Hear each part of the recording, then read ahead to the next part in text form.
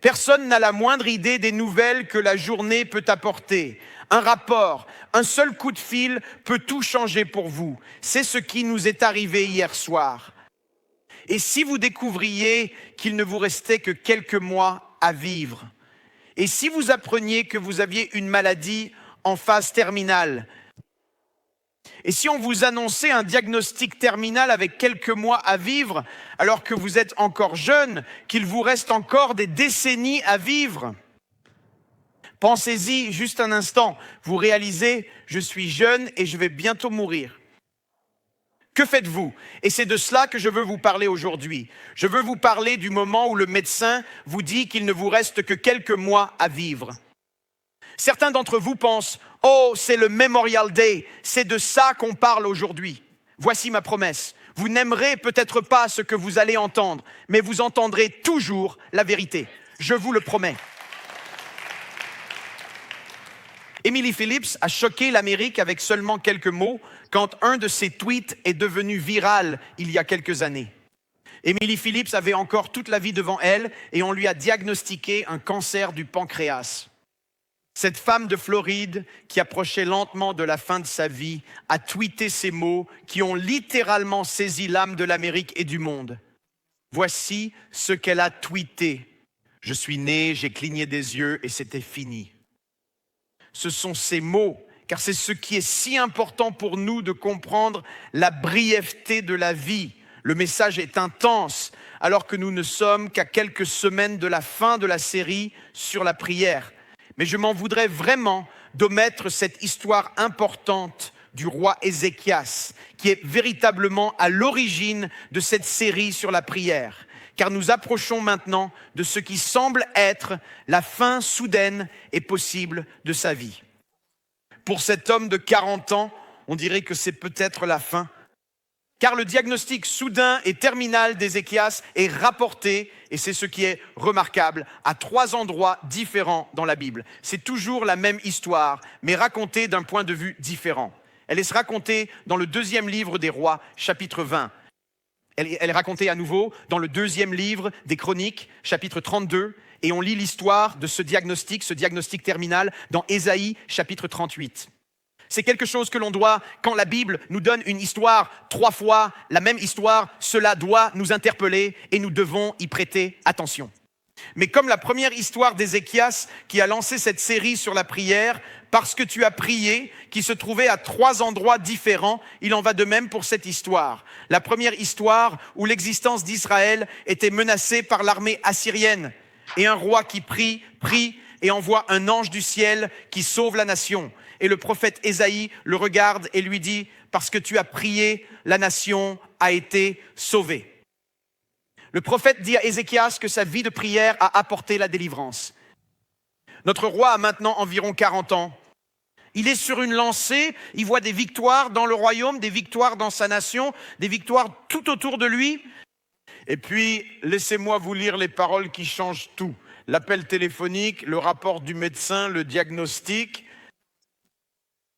Laissez-moi vous lire la version d'Ésaïe. Voici ce qu'elle dit. Ésaïe 38, 1. En ce temps-là, Ézéchias tomba malade à la mort.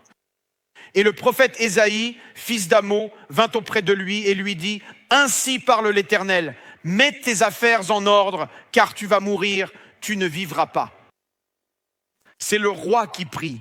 C'est l'homme qui a sauvé une nation. Ce n'est pas censé lui arriver. Le diagnostic est fatal. Mettre tes affaires en ordre, c'est sérieux. Tu vas mourir et non vivre est une parole sobre et grave. Et ce sont les paroles que cet homme entend. 2 histoires où la Bible, on dirait, je dois dire que le Saint-Esprit dit, je dois le dire 3 fois, de 3 manières et sous 3 angles différents. Et donc aujourd'hui, vous pourriez vous sentir un peu mal à l'aise en entendant ce sujet particulier. Vous pouvez même être ici et être légèrement dédaigneux, mais je vous le dis sincèrement, vous allez prêter attention à ce sujet à un moment ou à un autre de votre vie. J. John est souvent considéré comme le Billy Graham du Royaume-Uni et c'est également un ami proche de Times Square Church. Dieu l'a utilisé puissamment, non seulement pour prêcher dans tout le Royaume-Uni, mais chaque fois qu'il vient ici, les messages sont si puissants.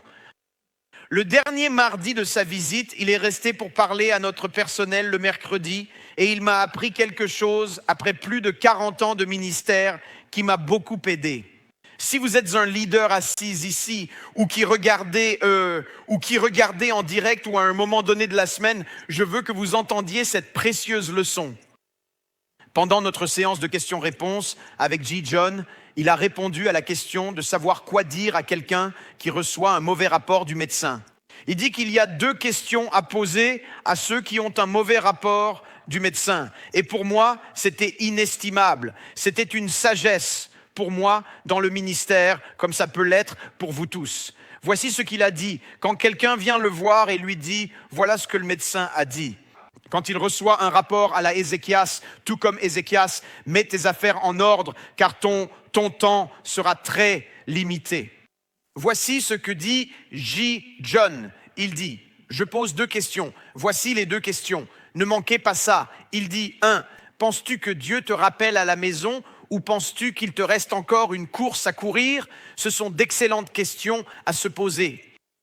Il dit, premièrement, penses-tu que Dieu te rappelle à lui?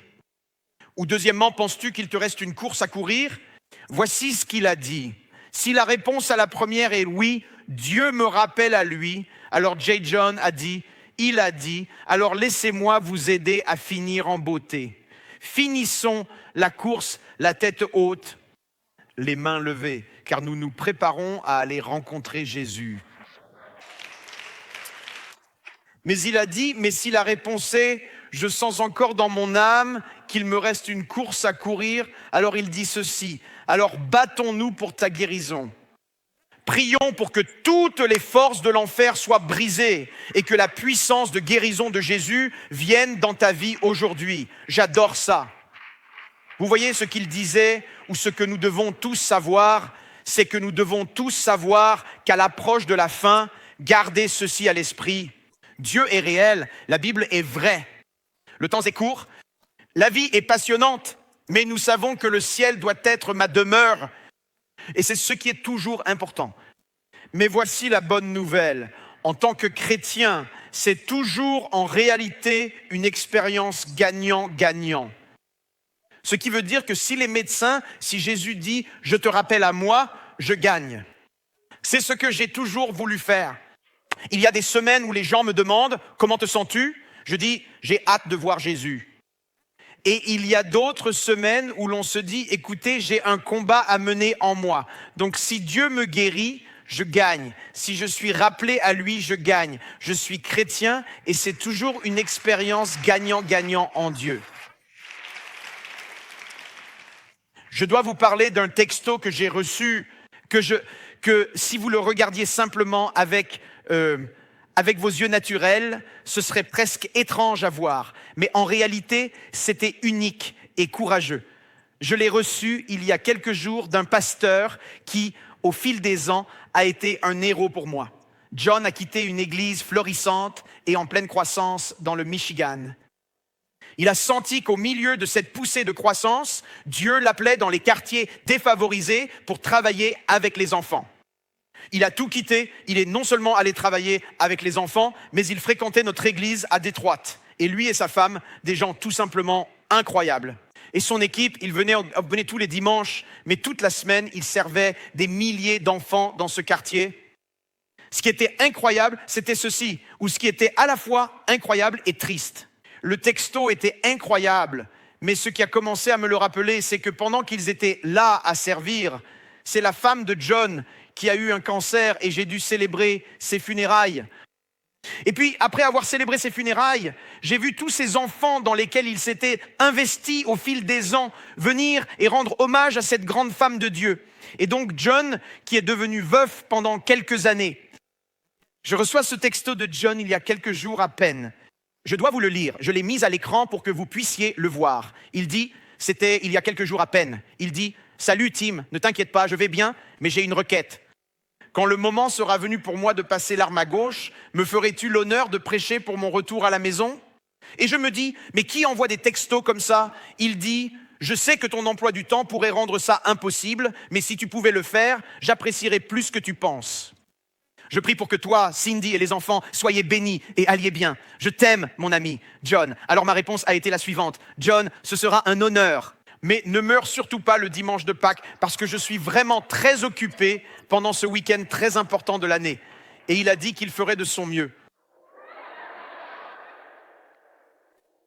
Puis-je vous aider un instant ? Que vous vouliez l'entendre ou non, nous sommes tous en phase terminale. Mes amis, nous le sommes tous. Alors, ne jouez pas avec ça comme si vous alliez vivre pour toujours. Peu importe ce que vous faites pour prolonger votre vie. Vous pouvez dire « Non, non, vous ne comprenez pas, je fais du sport. » Laissez-moi juste vous dire quelque chose. Vous pouvez aller à la salle de sport et manger du tofu ou des Twinkies. Écoutez-moi bien. Nous sommes tous en phase terminale dans ce lieu. Nous le sommes tous, absolument tous. Mais si vous êtes chrétien, c'est vraiment un scénario gagnant-gagnant pour nous en ce lieu. En d'autres termes, cela signifie que nous avons tout à gagner ici. Quand un diagnostic tombe comme celui d'Ézéchias, ou même aujourd'hui, quand j'ai fini de prêcher ce message au premier service, j'ai reçu un texto d'une autre partie du pays qui disait simplement « Merci d'avoir dit ça ». Et puis il m'a juste transmis un texto. Un membre de la famille a appris il y a quelques jours qu'il avait un cancer du pancréas en phase terminale et rien que de l'entendre. Mais comprenez que si nous sommes tous en phase terminale, certains apprennent leur date de fin, leur date finale avec un peu plus de précision. Plus que n'importe qui d'autre, comme Ézéchias avec son diagnostic. Le récit d'Ézéchias de ce moment, je dois vous le lire. C'est plein de vie, c'est perspicace. Je ne m'en étais même pas rendu compte avant de commencer à me plonger dans ce sujet. Que ces pensées, ce qui l'a frappé quand cela a commencé à se produire, sont consignées dans les Écritures. Parce Isaïe met par écrit ce qu'Ézéchias pensait, mais on a presque l'impression d'avoir un extrait de son journal, de quelque chose qu'il a écrit. Je veux vous le lire, c'est dans Isaïe 38. Écoutez ces mots au verset 9. Voici ce qu'Ézéchias, roi de Juda, a écrit après avoir été malade et guéri de sa maladie. Écoutez le verset 10. En pleine force de l'âge, je dois partir. Le temps qu'il me reste se passe dans l'antichambre de la mort.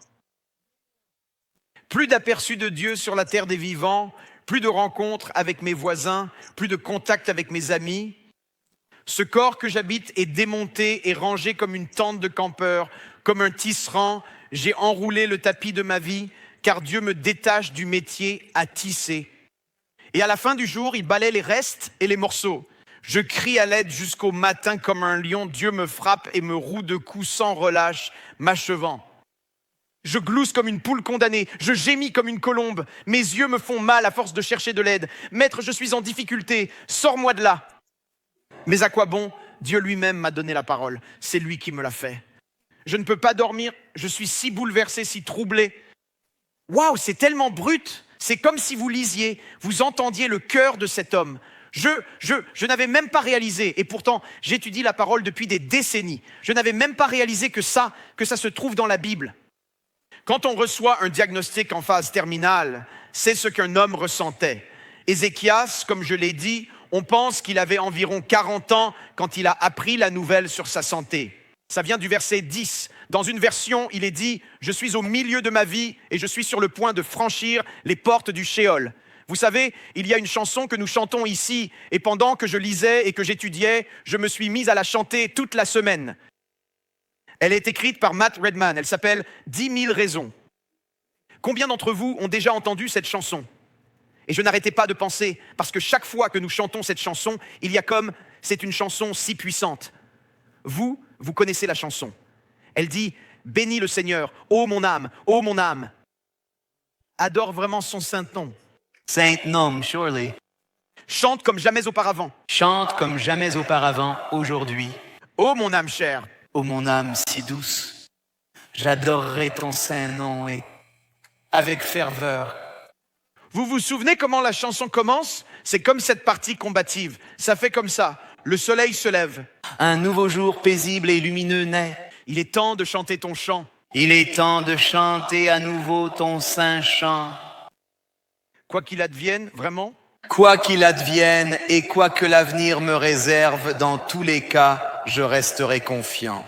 Laisse-moi chanter, s'il te plaît. Laissez-moi chanter doucement quand le soir viendra. Ça, c'est tellement puissant.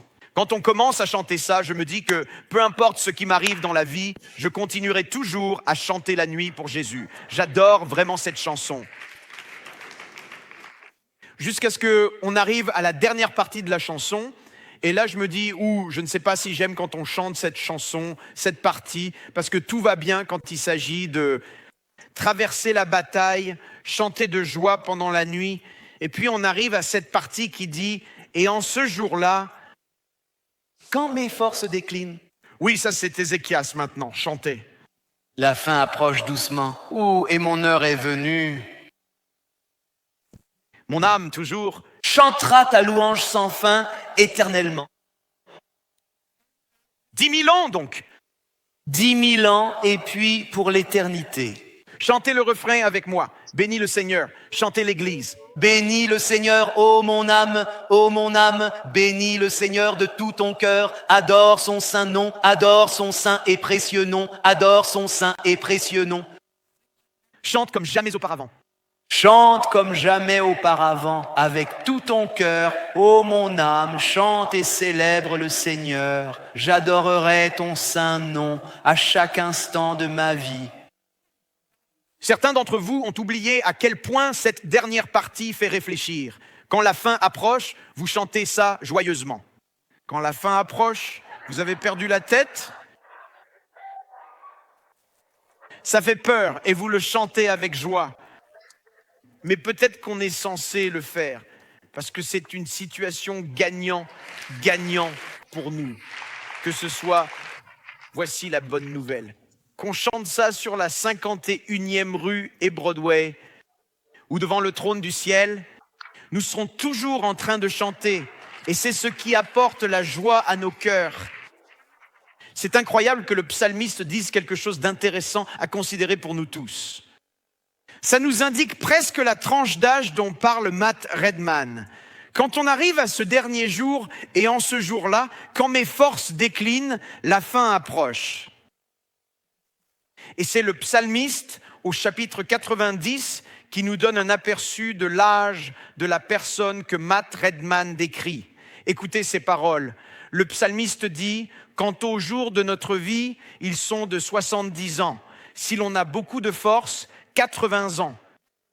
Pourtant, leur fierté n'est que peine et chagrin, car elle passe vite et nous nous envolons. » Pensez-y un instant. Et comme c'est vrai, n'est-ce pas, écrit il y a des milliers d'années, il dit que nous avons une espérance de vie d'environ 70 ans. Et si l'on est en bonne santé, cela peut aller jusqu'à 80 ans. Et si vous dépassez 80 ans, ce sont des années bonus. Et je n'arrêtais pas de me dire, je me disais, mince, je me sens fort. J'ai 60 ans. Ça veut dire, ok, voici ce qui donne à réfléchir. Ok, n'applaudissez pas. Ok, j'ai 60 ans. Selon le psaume 90, verset 10, vous êtes prêts? J'ai vécu 75% de ma vie, 75%. C'est pourquoi, quand je chante le dernier couplet de « Bénis le Seigneur, ô mon âme », je le chante comme quelqu'un qui a atteint 75%. Je me dis que la fin approche. Et donc je me dis, j'ai 60 ans, par la grâce de Dieu, peut-être que Dieu me laissera travailler jusqu'à 80 ans, pas être pasteur jusqu'à 80 ans. Je ne vais pas vous infliger ça. Mais je veux pouvoir servir Dieu et faire tout ce que je peux pour lui. Parce que c'est ce que j'ai commencé à réaliser. Je dois faire face à cette sobre vérité. Je ne peux pas ignorer ça. Vous ne pouvez pas ignorer ça. C'est trop important. Je dois vivre ma vie comme John Newton, l'auteur de Amazing Grace. Quand il a dit ces mots, il a dit « Je suis comme une personne qui voyage en diligence et qui s'attend à son arrivée à n'importe quelle heure. » Il dit « Je regarde fréquemment par la fenêtre pour la voir arriver. Je suis emballé, scellé et prêt pour le départ. Ce qui veut dire que toute ma vie, je me dis « Mon Dieu, est-ce aujourd'hui? Je suis prêt. » Je veux toujours être prêt. Quand Dieu me rappellera, je veux m'assurer que rien n'a été laissé inachevé, que j'ai obéi à sa volonté, que j'ai fait ce que Dieu m'a appelé à faire. Pour certains d'entre vous ici, ce sont peut-être des paroles inconfortables qui vous font dire « Oh là là, mais c'est quel genre d'église ?» qu'on y parle de la mort. Écoutez, si on en parle d'un point de vue biblique, alors c'est passionnant pour nous, parce que sur ce sujet, c'est une chose qui donne à réfléchir. Parfois, ça nous aidera à voir comme nous sommes censés voir.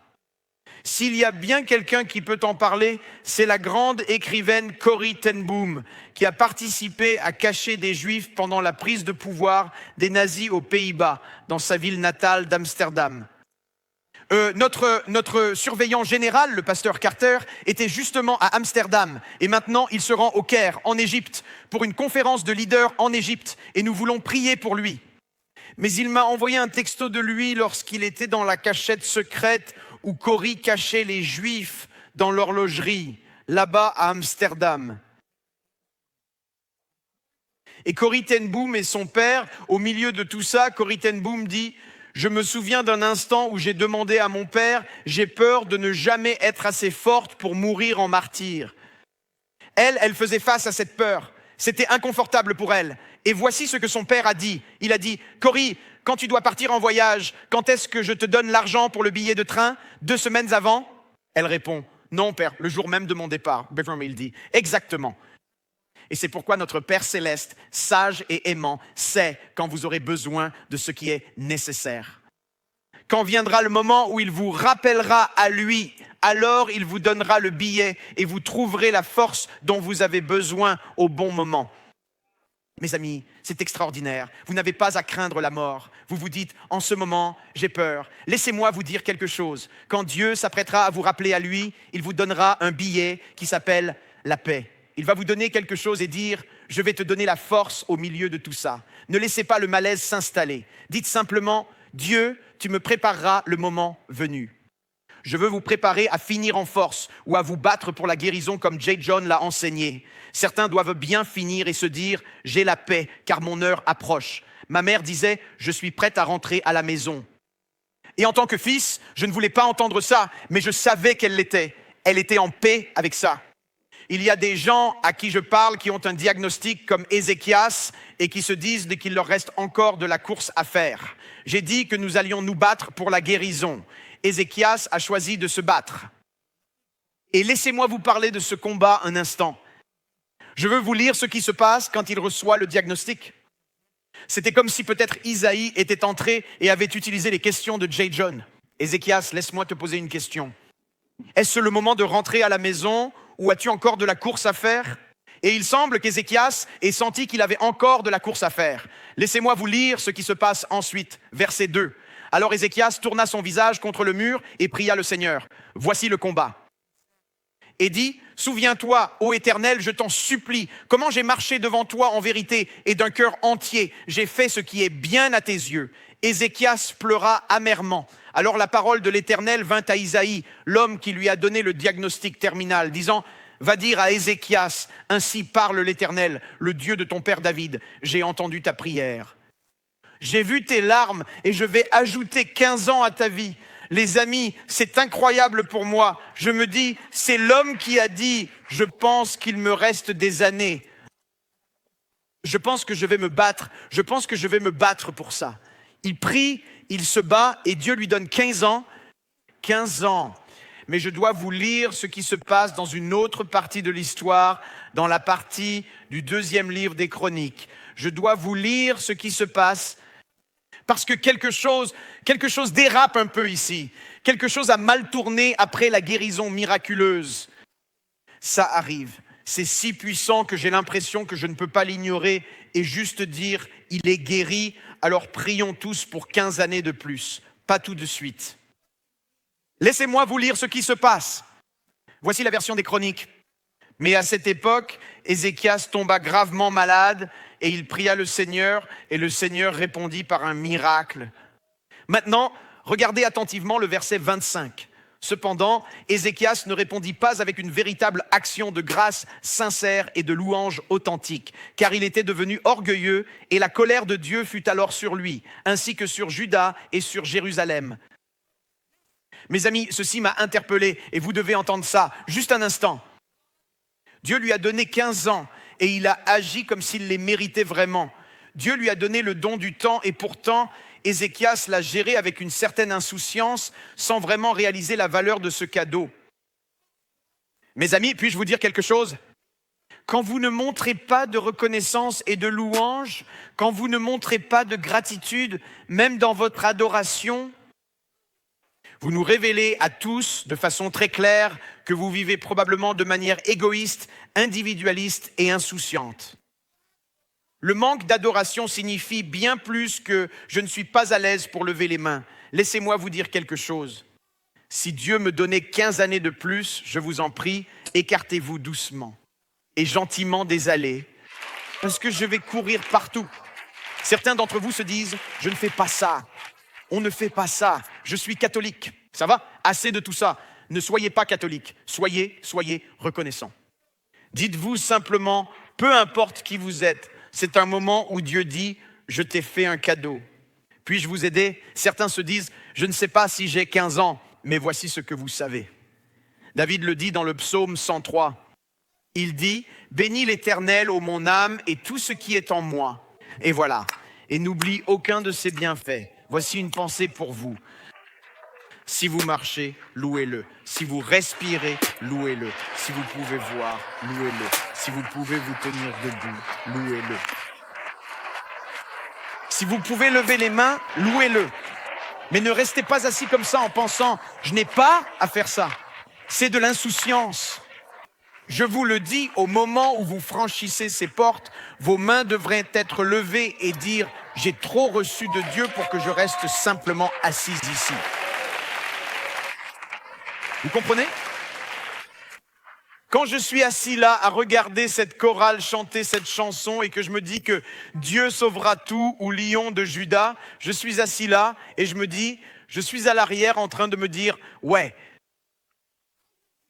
comment pouvez-vous rester assis là ? Je ne comprends pas, mais je vous le dis, nous devrions être bruyants. Les mains devraient être levées. Nous devrions dire, Dieu, tu as été si bon pour moi. Dieu est bon. Dieu est bon. Dieu est bon. Dieu est bon. Dieu est bon. Dieu est bon. Dieu est bon. Il est bon. Sa miséricorde, par exemple, durera toujours. Il mérite notre louange. Oui, vraiment, il le mérite sans aucun doute. Alléluia. Alléluia. Alléluia. Ok, asseyez-vous encore 5 minutes. Ne pars pas, Joe. Bienvenue à Times Square Church. Ok. Écoutez, voici par quoi je veux terminer. Je vis dans cette ville ici chaque jour. Et nous vivons dans cet appartement, pas seulement Cindy et moi, mais tous les enfants aussi, tous ensemble. Et un chien, et c'est tout. Mais laissez-moi vous dire, je sais. Si nous déménageons, nous pourrons avoir quelque chose d'un peu plus grand. Mais je devrais faire la navette à ce moment-là. Et voici ce que je réalise. Nous n'avons pas de voiture. Certains d'entre vous se disent « Oh, je n'arrive pas à croire qu'il n'a pas de voiture. » Eh bien si, c'est toute une flotte de voitures jaunes que je possède. C'est une flotte entière. Voilà ce qui est génial. Je n'ai pas à payer l'essence ou l'assurance, ce qui est la meilleure chose. Ou le stationnement. Voici ce qui est incroyable. Cindy me dit, qu'est-ce que tu penses si on déménageait et que tu faisais la navette ? Je l'ai regardé et j'ai dit, écoute cet homme dont 75% de la vie est terminée. À un certain moment, on réalise ceci. Le temps est un bien plus précieux que l'argent, l'espace et même le confort. Le temps l'est. J'ai dit, je ne sais pas combien de temps Dieu m'a donné. Selon le psaume 90, 70, 10 ans. Avec de la force, 20 ans. Avec la miséricorde, 25 ans. Si vous priez pour les 15 ans d'Ézéchias, il me reste encore des années à vivre. Mais je pensais sans cesse que le temps est précieux. Voici ce que je veux que vous compreniez alors que nous finissons. Écoutez très attentivement ce qui concerne la prière d'Ézéchias. Ézéchias se dit, je vais vraiment me battre.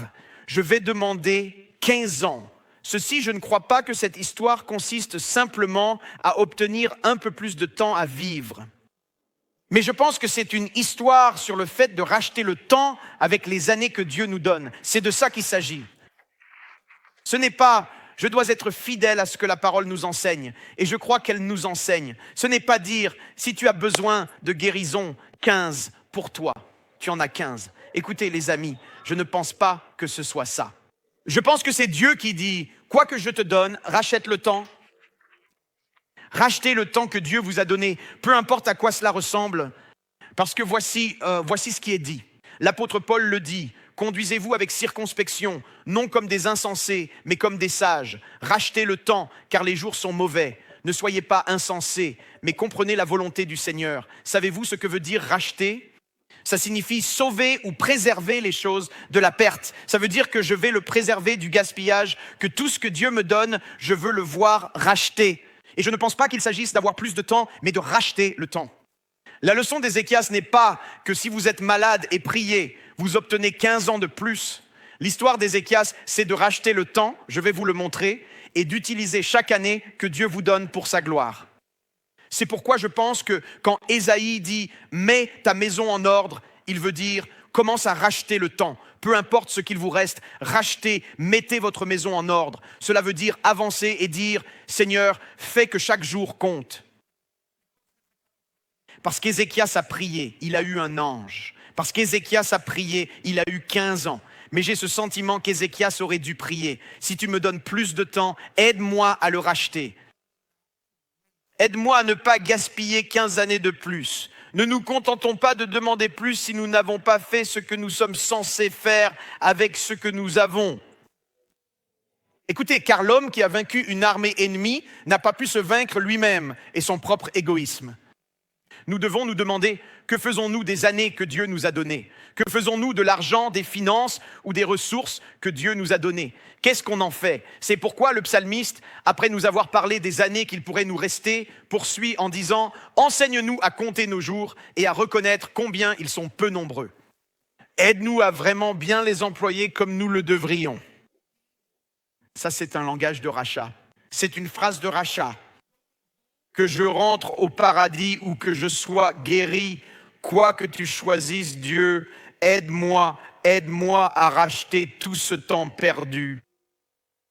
Voyez, ce qui se passe, c'est que quand on ne rend pas gloire à Dieu et qu'on n'est pas reconnaissant, quand on ne rachète pas le temps, voilà ce qui arrive. Écoutez, vous vivrez imprudemment et égoïstement. Quand on ne voit pas la vie de cette façon, on vit égoïstement, on vit pour soi-même. Voyez, ce qui est fou, c'est que ces 15 dernières années ont été vécues avec insouciance. Les dégâts des 15 dernières années d'Ézéchias ont été catastrophiques pour l'avenir de son fils et même pour la nation d'Israël. Il n'a pas racheté le temps. Et j'ai le sentiment que ça a peut-être commencé par le fait qu'il n'a pas commencé par remercier Dieu. Comme ce verset que nous avons lu dans 2 Chroniques 32, que lorsque Dieu l'a béni, ses mains auraient dû se lever à ce moment-là. Mes amis, chaque fois que vous voyez Dieu agir dans la journée, levez les mains et dites « Merci Dieu, merci de l'avoir fait ». Vous savez ce que ça fait ? Ça, l'adoration et la gratitude vous protègent de l'égoïsme et de l'imprudence. Laissez-moi le répéter. L'adoration et la gratitude, un merci Jésus, vous protègent de l'égoïsme et d'une vie imprudente. Et j'ai l'impression que quand Ézéchias n'a pas fait ça, il a commencé à vivre de manière imprudente. Laissez-moi vous dire ceci, puis je conclurai. Le voici. Il a donné à la nation un horrible roi de remplacement. C'est ce qu'il a fait. Il a engendré le roi le plus méchant de Juda, Manassé. C'est son fils, qui non seulement était méchant, mais a tué Ésaïe, le prophète, et a livré Juda à des décennies de servitude. Il a aussi ouvert la voie à la nation pour qu'elle retombe dans l'idolâtrie.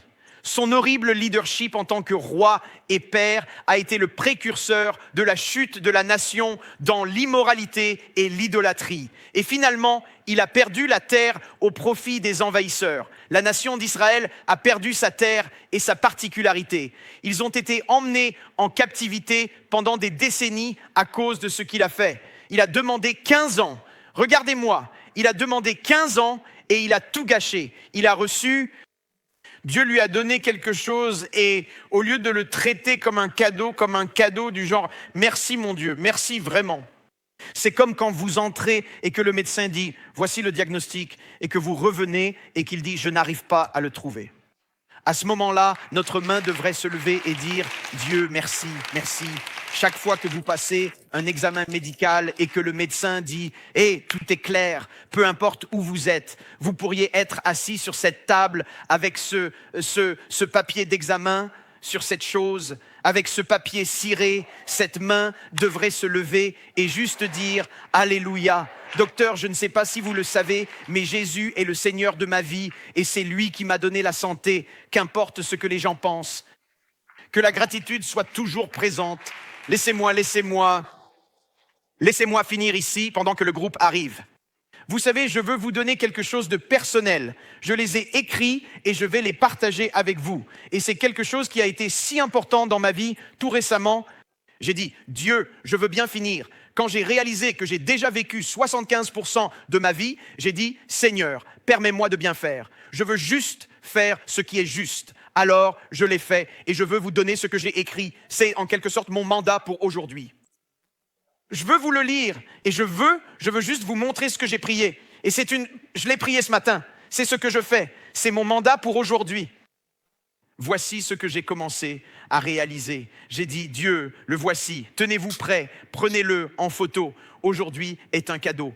Choisis la joie. Prie avec ferveur. Sois reconnaissant. Partage le Christ. Reflète l'amour. Fais preuve de générosité. Proclame la vie. Vis pour sa gloire. Et finis bien. C'est ce que j'ai demandé à Dieu. Laissez-moi le relire. Vous savez quoi? Lisez-le avec moi à voix haute. Aujourd'hui est un cadeau. Choisis la joie. Prie avec ferveur. Soyez reconnaissant. Partagez le Christ. Reflétez l'amour. Faites preuve de générosité. Prononcez des paroles de vie. Vivez pour sa gloire et terminez en beauté. Alléluia, c'est tout, c'est mon mandat. C'est ce que je suis appelé à faire.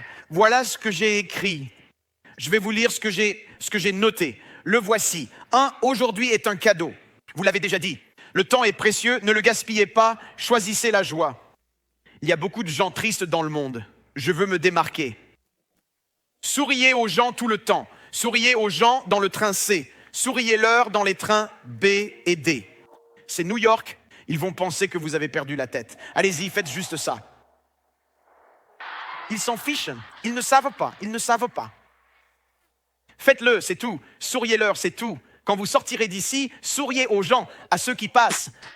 Numéro 3, priez avec ferveur et priez chaque jour.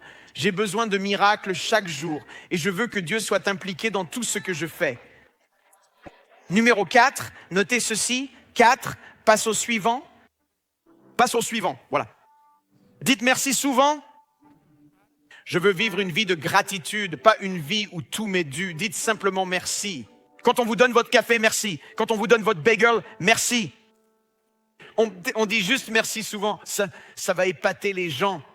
La gratitude épate les gens. Numéro 5, gagner quelqu'un au Christ. Je veux juste rapprocher quelqu'un du ciel aujourd'hui. Je veux juste, quoi que je puisse faire. Voici l'autre. Montrez l'amour de Jésus à tous ceux que je rencontre. Le voici. Soyez poli. Soyez amical. Soyez bienveillant. Soyez généreux. Ok, laissez-moi faire une pause. Si vous déjeunez dans le coin, vous avez intérêt à laisser un pourboire. Vous avez intérêt à laisser un bon pourboire. Ne dites pas, j'ai prié pour eux. C'est leur pourboire. Si vous ne laissez pas de pourboire, ne leur dites pas que vous allez à cette église. Dites-leur que vous allez ailleurs. Je vous dis la vérité, vous ne nous aimez peut-être pas, mais on sera toujours honnête. Soyez généreux, soyez joyeux, écoutez les gens, regardez-les dans les yeux, écoutez et donnez. C'est la générosité. J'ai dit, Dieu, aide-moi à donner pour faire une différence. Tu m'as tellement béni. Aide-moi à être une bénédiction. J'ai aussi dit que je veux prononcer des paroles de vie dans mes conversations. Donne-moi les mots justes pour ramener les morts à la vie. C'est ce que je veux. Quoi que je fasse, je veux le faire pour la gloire de Dieu. On me rappelle que même les petites choses, c'est ce que dit la Bible. Que vous mangiez ou buviez, faites-le pour la gloire de Dieu. Donc aujourd'hui, prenons notre repas pour ta gloire. Comment faire? Au moins faites ceci, rachetez le temps. Disons merci. Si vous ne priez pas avant de manger, commencez. si vous ne priez pas en famille ou si vous dites « je suis gêné car cela fait des années qu'on ne prie pas avant de manger », dites simplement « je dois prier. Le pasteur Tim me fait prier. Mettez-le sur moi, ça m'est égal. » Dites simplement « on le fait, j'encaisserai. » Dites qu'on prie pour manger, que les enfants soient surpris, que votre femme soit terrassée par l'esprit. Et allez-y, priez pour le repas, priez juste pour le repas. Et enfin, finissez bien, finissez bien. Il y a une expression, quand on arrive à la fin de sa course, c'est le sprint final. J'ai dit, Dieu, donne-moi une impulsion pour sprinter jusqu'à la ligne d'arrivée. Je me souviens du vieux chant de gospel. Je suis arrivé jusqu'ici par la foi. Laissez-moi sprinter jusqu'à la fin. C'est ce que j'ai demandé à Dieu de m'aider à faire. Vous savez ce que fait cet état d'esprit? Ça vous fait penser aux bonnes choses. Je crois que c'était un vieil auteur puritain. Je n'ai pas retrouvé où j'ai noté ça, ni qui l'a dit, mais il a dit ceci. Si vous essayez de parler à un mourant de sport ou d'affaires, il n'est plus intéressé. Il voit maintenant d'autres choses comme étant plus importantes. Les gens qui sont en train de mourir reconnaissent ce que nous oublions souvent. Nous sommes au seuil d'un autre monde. Mes amis, nous sommes tous au seuil d'un autre monde. Quand je regarde ici ces jeunes, JD a 24 ans, Noah a 21 ans. David, quel âge as-tu? 24 ans. Ce sont des bébés. Ils ont 75% de leur vie à vivre. Rachetez le temps. Je ne vais pas demander à Joe ni à Barry, les anciens. Ricardo est vieux. Ce que nous devons comprendre, c'est ceci. On est à la fin. Ce 4e couplet signifie beaucoup pour nous sur 10 000 choses. Ricardo arrive comme ça.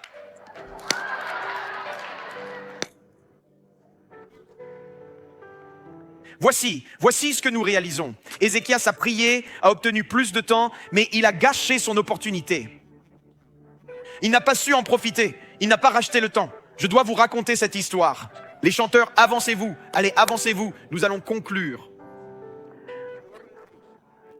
L'organisation que Dieu a utilisée pour toucher les campus universitaires à travers le pays et le monde était Campus Crusade for Christ. Bill Bright a été utilisé de manière incroyable. Je lisais. Et voici ce qui est incroyable. Cet homme qui est parti de rien avait, avant de bien finir et de rentrer à la maison, 26 000 employés, 26 000. 513 000, un demi-million de bénévoles. Imaginez organiser notre gala des bénévoles. C'est impossible. Il faudrait utiliser le Yankee Stadium 10 fois, organiser 10 réunions différentes. C'est le nombre de bénévoles qu'ils avaient. Il était responsable, je veux que vous compreniez, de ce qui a été diffusé dans le monde entier, appelé le film Jésus. Le film Jésus a été vu dans presque tous les pays du monde par 5 milliards de personnes.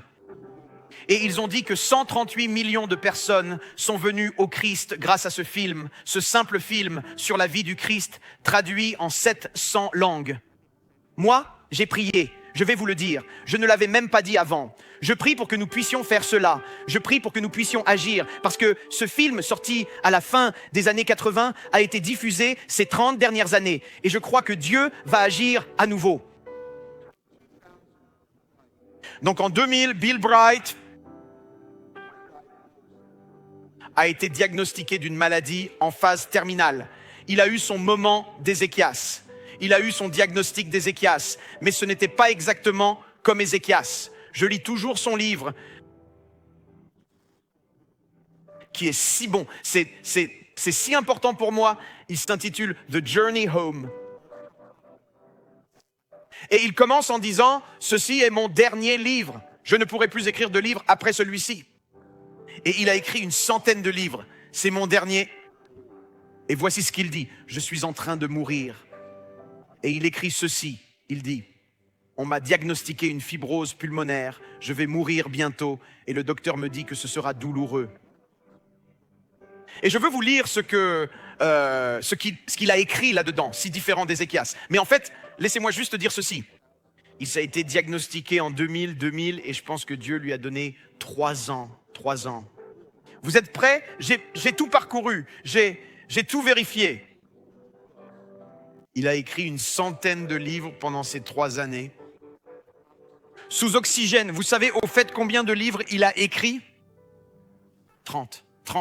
Alors que nous, on se dit, oh, regarde-moi ça, je ne sais pas ce qui va se passer. Il dit, laissez-moi vous dire, il a racheté le temps. Il a racheté le temps.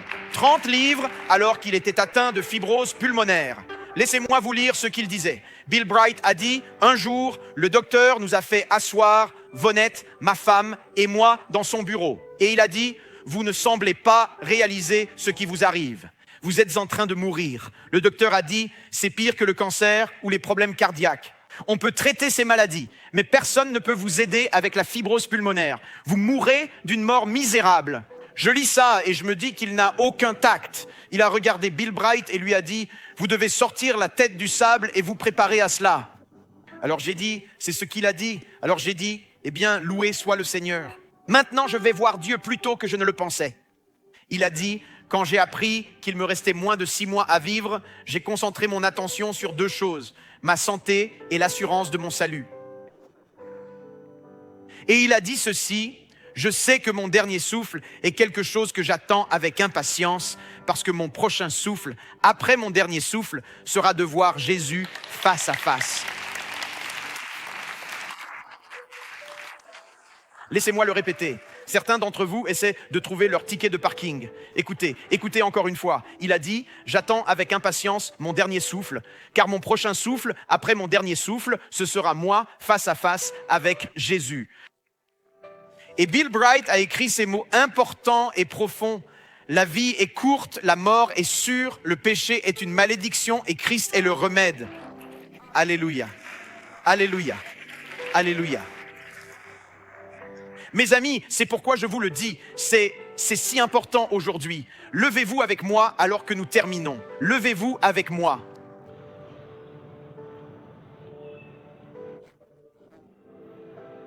Le paradis et l'enfer ne sont pas des lieux lointains. Laissez-moi le répéter. Le paradis et l'enfer ne sont pas des lieux lointains. C'est à un souffle de distance. Notre dernier souffle nous mène à ce souffle d'éternité. Et le paradis et l'enfer ne sont pas des lieux lointains. C'est pourquoi c'est si important pour moi. Je suis passionné par ça. Pour ceux qui sont assis au balcon, je vois tant d'entre vous qui êtes ici. Vous ne savez même pas ce que vous faites ici. C'est le week-end du Memorial Day et le balcon est presque plein. Je me dis, parce que voici le problème. Au balcon, au parterre, à tous les pays qui nous regardent et à chaque État qui nous regarde à travers les États-Unis, écoutez-moi. C'est une question de vie ou de mort. Je vais vous demander dans ces... Ok, voilà. Maintenant que tout le monde s'arrête, juste un instant. Équipe de prière, descendez. Ils se sont arrêtés. Les t-shirts rouges aussi, descendez. Descendez. Ils sont si obéissants. Je dis juste, ne bougez plus. Ils ont fait... Allez, venez, descendez. L'équipe de prière. Ok, écoutez. Écoutez maintenant. Écoutez. Vous pouvez racheter ces 3 prochaines minutes mieux qu'en vous précipitant pour déjeuner et en sortant vite votre voiture. Certains d'entre vous sont déjà sur leur téléphone en train de se dire « Ok, c'est quand le prochain train B et D? C'est quand le prochain B et D ?» Et juste, vous pouvez attendre 4 minutes de plus car c'est une question de vie ou de mort. Rappelez-vous, le paradis et l'enfer ne sont pas des lieux lointains. Et voilà, ça arrive. Vous êtes prêts pour ça? L'éternité est trop longue pour se tromper. Il faut faire le bon choix. Vous devez faire le bon choix. Vous ne savez pas quand un appel téléphonique arrivera. Vous ne savez pas ce qu'un jour vous réserve. Vous ne savez rien de tout ça. Quand on chante la chanson, pas qu'il la chantait maintenant, mais si vous pensez à ce que Barry joue et le groupe joue, chaque fois que je pense à ça, quand ce dernier jour arrivera, et ce jour-là, quand mes forces m'abandonneront et que la fin approchera, voici ce que Dieu fait. Aujourd'hui est le jour pour choisir le paradis. Laissez-moi vous aider avec ça. Jésus a dit ceci. Écoutez, je suis le chemin, la vérité et la vie. Nul ne vient au Père que par moi, c'est ce qu'il dit. Comprenez-vous ce que ça veut dire? Si quelqu'un, voici ce qu'il dit, puis il poursuit en disant dans Jean 3:3, ils viennent de l'afficher à l'écran. Vous pouvez le remettre. Nul ne peut voir le royaume de Dieu s'il n'est... Quoi? Ok, regardez-moi un instant. Partout dans le monde, regardez-moi. Si quelqu'un vous dit un jour qu'il y a plusieurs chemins vers le ciel, c'est faux. Ce n'est pas vrai. Voici ce que vous devriez répondre. S'ils disent « J'ai été une bonne personne, j'ai beaucoup donné, j'ai fait ma part ». Peut-être dites-vous cela aujourd'hui ou en ligne. Mais voici ce que vous devez comprendre. Êtes-vous prêts? L'éternité est trop longue pour se tromper. Si vous dites qu'il y a un autre moyen d'aller au ciel que par Jésus et la nouvelle naissance, alors ma réponse est la suivante. Oh, excusez-moi, alors vous devez y avoir été. Parce que vous connaissez le chemin vers un endroit où vous n'êtes jamais allé. Je pense que je vais suivre Jésus là-dessus parce qu'il est venu du ciel sur la terre pour montrer le chemin de la terre vers la Sainte Croix. De la croix au tombeau, du tombeau au ciel, Seigneur, nous élevons ton nom très haut, toujours avec une profonde ferveur. Alors, si vous avez un autre chemin vers le ciel, dites-le moi, car j'adorerais vraiment vous rencontrer pour savoir ce qu'est exactement le ciel. Mais voici le fait, vous n'y êtes jamais allé. Suivons Jésus, suivons-le. Vous êtes venus et voici ce que vous avez dit. Si je vous demandais comment aller au ciel, vous diriez « Je suis une bonne personne, je n'ai fait de mal à personne, je suis moral, je traite bien ma femme, je subviens à ma famille, je n'ai tué personne. Super, continuez ainsi, ne tuez personne. » Ce n'est pas ce que Jésus a dit. Eh bien, j'ai communié, j'ai été baptisé, mes parents sont religieux. Tout ça, c'est très bien. Ce n'est pas ce que Jésus a dit. Il a dit, vous devez naître de nouveau. C'est ce qu'il a dit. Alors, comment je fais ça, pasteur Tim? Naître de nouveau n'est pas une expression de Times Square Church. C'est une parole de Jésus. Tout comme vous avez eu une naissance physique, une première naissance physique, vous avez besoin d'une seconde naissance spirituelle. Beaucoup d'entre vous sont nés dans un hôpital, mais vous devez naître de nouveau spirituellement. Comment cela se produit-il? C'est aussi simple que ABC. A, c'est admettre que nous sommes pécheurs. Ça commence par dire que nous sommes tous brisés à l'intérieur. J'ai une maladie et elle s'appelle le péché. Je ne peux pas le guérir avec un programme, une promesse. Je ne peux pas le guérir avec une ordonnance, un pasteur, un prêtre, une mosquée. Je ne peux pas le réparer avec l'église de Times Square. Je suis brisé, je suis un pécheur, j'ai besoin d'aide. Je n'ai pas besoin d'une seconde chance, mais d'une seconde naissance. Comment cela arrive-t-il? C'est le mot qui commence par C, croire. Croire que Dieu a envoyé son Fils il y a 2000 ans pour mourir à ma place, prenant mon péché. Et venir mourir de la mort que j'étais censé mourir, vivre la vie que je ne pouvais pas vivre et me donner une récompense que je ne mérite pas, le pardon et le paradis. C'est pour ça qu'il est venu. Enfin, c'est le confesser comme Seigneur. C'est ce qui fait passer d'une religion à une relation. Quand vous dites qu'il est Seigneur, il ne l'est pas seulement le dimanche à l'église, mais aussi le lundi. Il est Seigneur le vendredi soir. Vous ne dites pas « Jésus, je te verrai quand… » Si vous ne servez Jésus qu'à l'église, c'est comme sortir avec lui. Jésus ne veut pas que vous sortiez avec lui. Il veut un mariage d'alliance complet. C'est ce qu'il veut. Arrêtez de sortir avec lui. Donnez-lui votre vie. Le paradis et l'enfer ne sont pas lointains. L'éternité est trop longue pour se tromper. Donnez votre cœur à Jésus aujourd'hui. Naître de nouveau aujourd'hui. Vous êtes prêts? Rachetez le temps aujourd'hui et dites « Christ, viens dans ma vie ». Je vous dis ce qui va se passer. Tout votre temps change alors. Votre vie entière change. Pasteur, Tim, comment faire?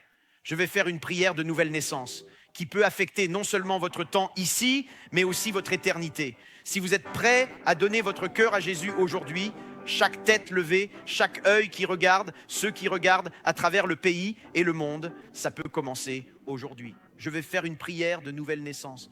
Dieu, c'est la meilleure décision que je puisse. C'est la décision la plus importante de votre vie, car l'éternité est en jeu. Si vous êtes ici aujourd'hui et que vous dites « Pasteur Tim, quand tu prieras cette prière, inclus-moi. Je veux que Dieu vienne dans ma vie et me change. » Si c'est votre cas, levez la main aussi haut que possible. Je veux voir chaque main. Gardez-les bien hautes. Oui, oui, oui, oui, oui, oui, oui, oui, oui, oui, oui. Je vous vois, je vous vois, je vous vois. Là, là, là, là, là, là, là, là, tout au fond. Oui, oui, oui, oui, au balcon, gardez les mains levées. Je veux être sûr de les voir, qu'elles sont levées. Oui, je vous vois là. Allez, remercions Dieu pour ce qu'il va faire et ce qu'il fait dans leur vie. Pouvons-nous tous prier ceci maintenant? Allez, dites ceci avec moi, tout le monde. Cher Seigneur Jésus, je crois sincèrement que tu es véritablement le Fils de Dieu. Je crois qu'à la croix, tu as pris sur toi mon péché, ma honte et ma culpabilité, et que tu es mort pour cela, par amour pour moi. Tu as affronté l'enfer pour moi pour que je n'ai pas à y aller. Tu es ressuscité des morts pour me donner une place au paradis, un but sur la terre et une relation avec ton Père. Aujourd'hui, Seigneur Jésus, je me détourne de mon péché pour naître de nouveau. Pour naître, dites-le à voix haute, Dieu est mon Père. Dieu est mon Père. Jésus est mon Sauveur. Jésus est mon Sauveur. Le Saint-Esprit est mon aide. Le Saint-Esprit est mon aide. La Bible est mon guide. La Bible est mon guide. Le paradis est ma demeure. Le paradis est ma demeure au nom de Jésus. Au nom de Jésus, et tout le monde dit Amen. Amen. Et Amen, et Amen, et Amen. Alléluia, Amen. Alléluia, Alléluia.